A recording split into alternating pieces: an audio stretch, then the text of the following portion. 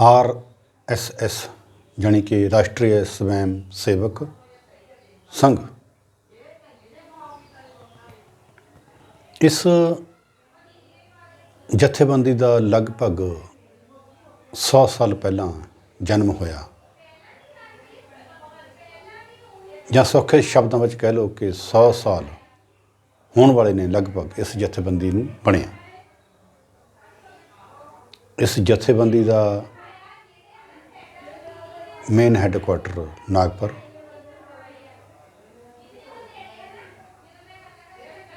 पर इत्थे एक खास गल नोट करने वाली है भी RSS अज तक भी एक रजिस्टर्ड संस्था नहीं है, ਜਾਂ कह लो भी ये अनरजिस्टर्ड संस्था है।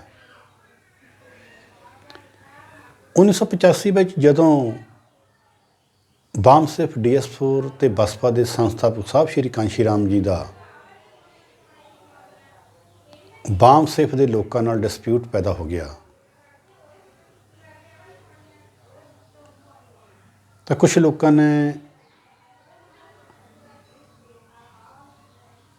जद साहब नूं पुछया कि डिस्प्यूट की वजह की है,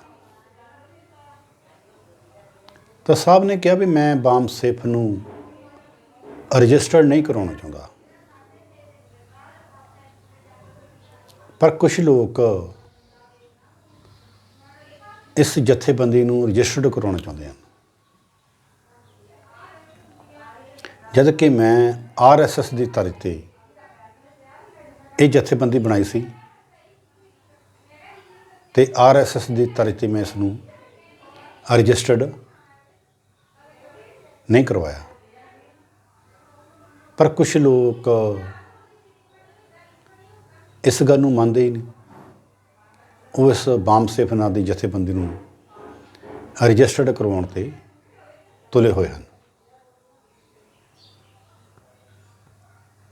उस वेले साहब ने खुलासा किया सी भी जब RSS अज तक भी रजिस्टर्ड संस्था नहीं, तो बामसेफ के कुछ लोग इसनूं रजिस्टर्ड क्यों करवाना चाहते हैं।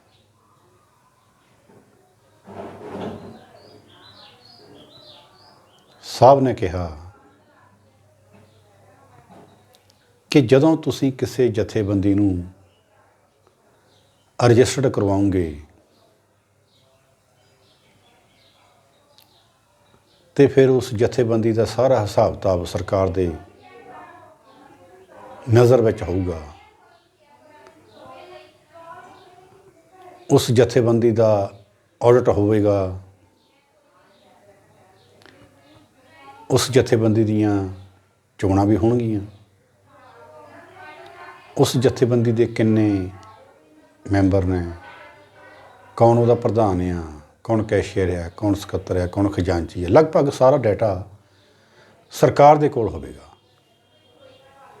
उस जथेबंदी के खाते च पैसा किन्ना है, ये भी सरकार कोल होवेगा। पर बामसेफ के लोग खौरे पता नहीं मेरी गल उन्होंने समझ में क्यों नहीं आती।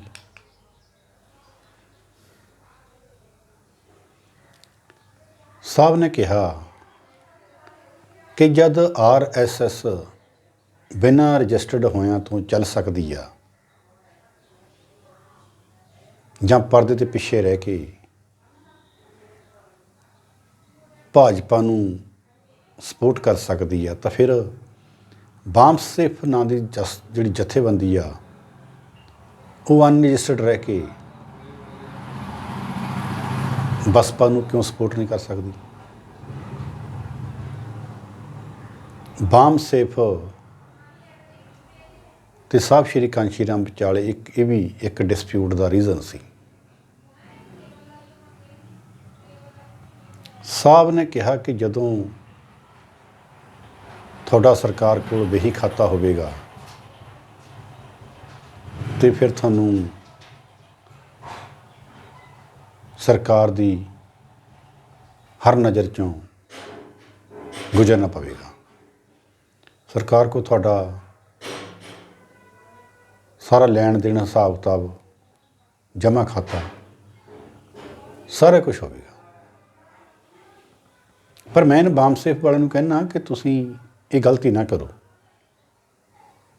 ਜਦੋਂ ਤੱਕ ਵਾਮ ਸੇਫ ਅਨਰਜਿਸਟਰਡ ਸੰਸਥਾ ਹੈ, ਉਦੋਂ ਤੱਕ ਕਾਂਸ਼ੀ ਰਾਮ ਝੋਲਾ ਪਾ ਕੇ ਜਾਂ ਝੋਲੇ ਵਿੱਚ ਰਜਿਸਟਰ ਪਾ ਕੇ ਕਿਤੇ ਵੀ ਆ ਜਾ ਸਕਦਾ ਹੈ। ਇਸ 'ਤੇ ਕੋਈ ਪਾਬੰਦੀ ਨਹੀਂ ਹੋਵੇਗੀ। ਸਰਕਾਰ ਦੇ ਕੋਲ ਸਾਡਾ ਡਾਟਾ ਨਹੀਂ ਹੋਵੇਗਾ। ਪਰ ਵਾਮ ਸੇਫ ਦੇ ਲੋਕ ਸਮਝਣ ਨੂੰ ਤਿਆਰ ਹੀ ਨਹੀਂ। ਅਤੇ ਉਸ ਤੋਂ ਬਾਅਦ ਹੀ ਸਾਹਿਬ ਨੇ ਇੱਕ ਵਾਰ ਸਾਹਿਬ ਭਰਤਗੜ੍ਹ ਆਏ। ਉੱਥੇ ਉਹਨਾਂ ਦੇ ਦੂਰੋਂ ਲੱਗਦੇ ਰਿਸ਼ਤੇਦਾਰ 'ਚ ਮਾਸਟਰ ਸਾਹਿਬ ਸਿੰਘ ਜੀ, ਉਹਨਾਂ ਕੋਲ ਰਾਤ ਠਹਿਰੇ ਤਾਂ ਗੱਲ RSS ਦੀ ਚੱਲਣ ਲੱਗ ਪਈ। ਤਾਂ ਸਾਹਿਬ ਨੇ RSS ਦੀ ਪਾਲਿਸਿੰਗ ਦੱਸਦਿਆਂ ਕਿਹਾ ਕਿ ਪਹਿਲਾਂ ਇਸ ਜਿਹੜੀ ਜਥੇਬੰਦੀ ਆ, ਇਸ ਦਾ ਕੰਮ ਇਸ਼ਾਰਾ ਕਰਨਾ, ਫਿਰ ਸਹਾਰਾ ਦੇਣਾ, ਫਿਰ ਕਿਨਾਰਾ ਕਰਨਾ ਅਤੇ ਫਿਰ ਨਕਾਰਾ ਕਰਨਾ। ਸਾਹਿਬ ਨੇ ਤਫਸੀਲ ਵਿੱਚ ਸਮਝਾਉਂਦਿਆਂ ਕਿਹਾ ਕਿ ਜਦੋਂ ਹੀ ਨਹੀਂ ਕਿਸੇ ਵੀ ਆਦਮੀ ਨੂੰ ਕਿਸੇ ਮੂਵਮੈਂਟ ਵਿੱਚੋਂ ਤੋੜਨਾ ਹੁੰਦਾ, ਇਹ ਪਹਿਲਾਂ ਉਹਨੂੰ ਇਸ਼ਾਰਾ ਕਰਦੇ ਆ, ਇਸ਼ਾਰਾ ਦਿੰਦੇ ਆ, ਔਰ ਜਿਹੜਾ ਇਸ਼ਾਰਾ ਸਮਝਣ ਵਾਲਾ ਬੰਦਾ ਉਹ ਇਸ਼ਾਰਾ ਸਮਝ ਜਾਂਦਾ।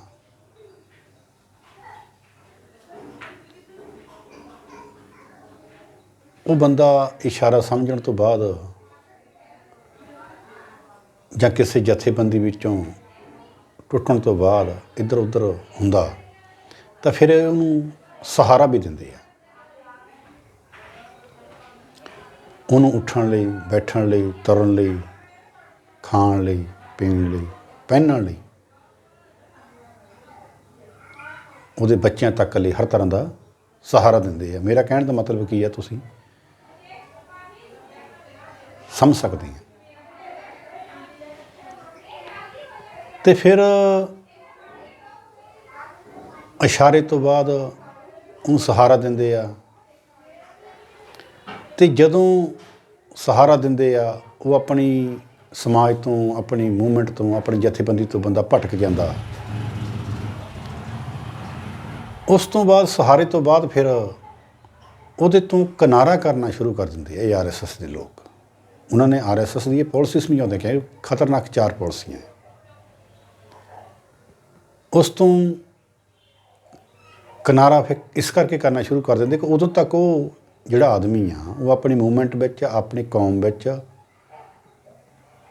ਆਪਣੀ ਜਥੇਬੰਦੀ ਵਿੱਚ ਉਦੋਂ ਤੱਕ ਉਹ ਗਦਾਰ ਬਣ ਚੁੱਕਿਆ ਹੁੰਦਾ। ਅਤੇ ਫਿਰ ਉਹ ਪਿਛਾਂਹ ਪਰਤ ਵੀ ਨਹੀਂ ਸਕਦਾ। ਅਤੇ ਫਿਰ ਉਸ ਤੋਂ ਬਾਅਦ ਜਿਹੜੀ ਲਾਸਟ ਪਾਲਿਸੀ RSS ਦੀ, ਉਹ ਇਹ ਆ ਕਿ ਪਹਿਲਾਂ ਇਸ਼ਾਰਾ, ਫਿਰ ਸਹਾਰਾ, ਫਿਰ ਕਿਨਾਰਾ, ਅਤੇ ਆਖਰ 'ਤੇ ਜਾ ਕੇ ਇਹ ਉਸ ਨੂੰ ਨਕਾਰਾ ਕਿੱਦਾਂ ਕਰਨਾ। ਫਿਰ ਇਹਨਾਂ ਕੋਲ ਸਾਰੇ ਹੀ ਉਹ ਮੈਥਡ ਹੁੰਦੇ ਆ ਉਸ ਬੰਦੇ ਨੂੰ ਨਕਾਰਾ ਕਰਨ ਦੇ। ਨਕਾਰਾ ਇਸ ਕਰਕੇ ਕਰਦੇ ਆ ਕਿ ਇਹ ਬੰਦਾ ਭਵਿੱਖ ਵਿੱਚ ਸਾਡੇ ਲਈ ਕਿਸੇ ਤਰ੍ਹਾਂ ਦਾ ਖਤਰਾ ਨਾ ਬਣ ਜਾਵੇ। ਸੋ ਦੋਸਤੋ, ਇਹ ਆਪਾਂ ਗੱਲ ਕੀਤੀ ਆ RSS ਦੀ, ਕਿਉਂਕਿ ਭਾਜਪਾ ਤਾਂ ਇੱਕ ਦਿਖਾਵਾ ਆ। ਭਾਜਪਾ ਤਾਂ ਇੱਕ ਸ਼ੋਸ਼ਾ ਕਹਿ ਸਕਦੇ ਹਾਂ। ਅਸਲ ਵਿੱਚ ਭਾਜਪਾ ਦੀਆਂ ਜਿਹੜੀਆਂ ਜੜ੍ਹਾਂ ਆ ਉਹ RSS ਨਾਲ ਆ। ਹਾਲਾਂਕਿ ਕਾਂਗਰਸ RSS ਦੀ ਜਨਨੀ ਕਹਿ ਸਕਦੇ ਹਾਂ, ਪਰ ਕਾਂਗਰਸ ਜਿੰਨਾ ਚਿਰ ਸੱਤਾ ਤੱਕ ਰਹੀ ਆ, ਸੱਤਾ ਵਿੱਚ ਰਹੀ ਆ, ਉਨਾ ਚਿਰ ਤੱਕ RSS ਇੱਕ ਸੌਫਟ ਹਿੰਦੂ ਕਲਚਰ ਜਥੇਬੰਦੀ ਰਹੀ ਆ। ਪਰ ਪਿਛਲੇ 10 ਸਾਲਾਂ ਤੋਂ ਜਿਹੜੀਆਂ RSS ਦੀਆਂ ਪਾਲਿਸੀਆਂ ਆ, ਉਹ ਬਹੁਤ ਹੀ ਖਤਰਨਾਕ ਕਹਿ ਸਕਦੇ ਹਾਂ, ਕਿਉਂਕਿ ਪਾਠਕ ਬਹੁਤ ਸੂਝਵਾਨ ਆ, ਉਹ ਮੇਰੀ ਹਰ ਗੱਲ ਨੂੰ ਸਮਝਦੇ ਆ। ਸੋ ਇਸੇ ਕਰਕੇ ਹੁਣ ਲੋਕ ਸਭਾ ਦੀ ਚੋਣਾਂ ਚੱਲ ਰਹੀਆਂ, ਜੋ ਵੀ ਮੁੱਦੇ BJP ਜੋ ਗਰੰਟੀਆਂ ਜੋ ਵਾਅਦੇ ਲੋਕਾਂ ਨਾਲ ਕਰਨਗੇ, ਜਾਂ BJP ਦੇ ਲੋਕ ਜਾਂ BJP ਦੇ ਨੇਤਾ, ਅਸਲ ਵਿੱਚ ਉਹਨਾਂ ਸਾਰਿਆਂ ਦੀ ਜਿਹੜੀ ਪ੍ਰਿਸ਼ਟ ਭੂਮੀ ਆ ਉਹ RSS ਆ। RSS ਹੀ ਸਾਰਾ ਕੁਝ ਤੈਅ ਕਰਦੀ ਆ ਕਿ ਇਸ ਮੁਲਕ ਨੂੰ ਹਿੰਦੂ ਰਾਸ਼ਟਰ ਬਣਾਉਣਾ ਜਾਂ ਕੀ ਕਰਨਾ।